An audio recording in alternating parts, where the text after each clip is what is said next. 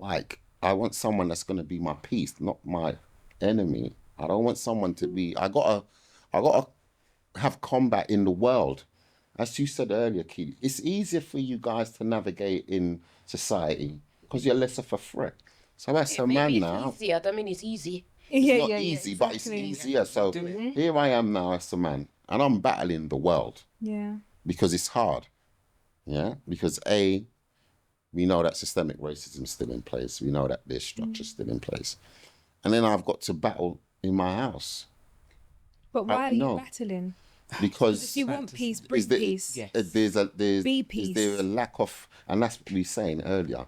One of the things that came up that was really important from the first show was this lack of empathy towards men. Where does it come from? As you said, Keely, society, social media, it plays a massive part now. Disposable society, you know something, well, you know, he's a waste man. You know something? There's TikTok, there's Instagram, there's left swipe left. There's man out there, and I can pick and choose. But I don't want to exploit my empathy. If I exploit my empathy, I leave myself particularly vulnerable. So whilst I'm able to, just a bit like I spoke about that example before, I was mindful that if I called my father, I could create a dynamic. I have to be mindful. A red flag of my behavior is abuse of my empathy. And I must respect where people are at. Maya Angelou says, when people who show you who they are, believe them. 100%. And I'm a believer. And I'm a believer. I'm not here for the revolution. No, I'm a Because convert too. I need a shoulder too.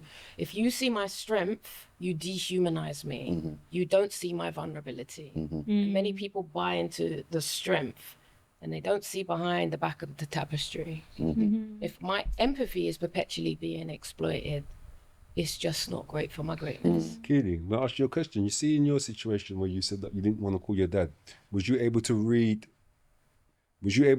that in this case it's because of the dynamics or whatever it may be in your particular partner you was dealing with, or is it just more overall thing, in your opinion? I'm an advocate of evolutionary psychology. Okay.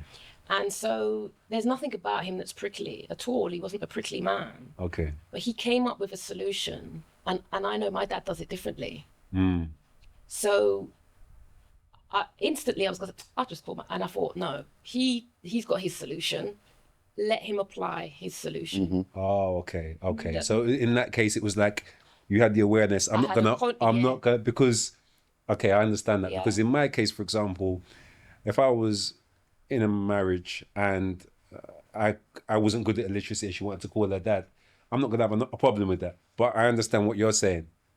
He had his way of doing it, and in that, I felt I would have undermined him. that's the awareness.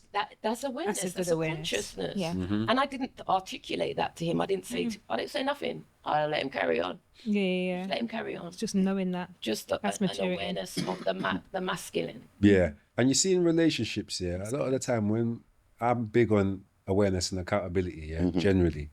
But a lot of the time, accountability is being accountable for you personally. 100%. It's not, nah, but you done that. And that's why I did this. But hold your thing. Yeah. I think that's important, to be able to hold your And I thing. think that the self-awareness, because throughout our conversations that we've had, there's been some words and themes that have resonated and they keep coming back full circle. So self-awareness. So that self-awareness that you had, Keely, of how might this make this man feel? And being aware of that, you didn't have to articulate it to the person, but you kind of said, I'm aware of this. Let this play out. Trust the process. I know that my dad would have done it A, B, or C, but this is his solution. And to not demasculate him, you said let him do his thing. Now, if he got it wrong, you probably said, actually, I can still, I can call my dad. My dad might be able to help. But that's an awareness. But it's also a compassion because you actually thought about the person. You Consideration. didn't just say to yourself, something, the electricity in our work, child, let me just call my dad. And I think that self-awareness, because when you are self-aware of your own emotions, your own self, it allows you to become aware of other people. And this is why I say, when you're entering relationships, it's not about someone making you whole. you got to be whole already.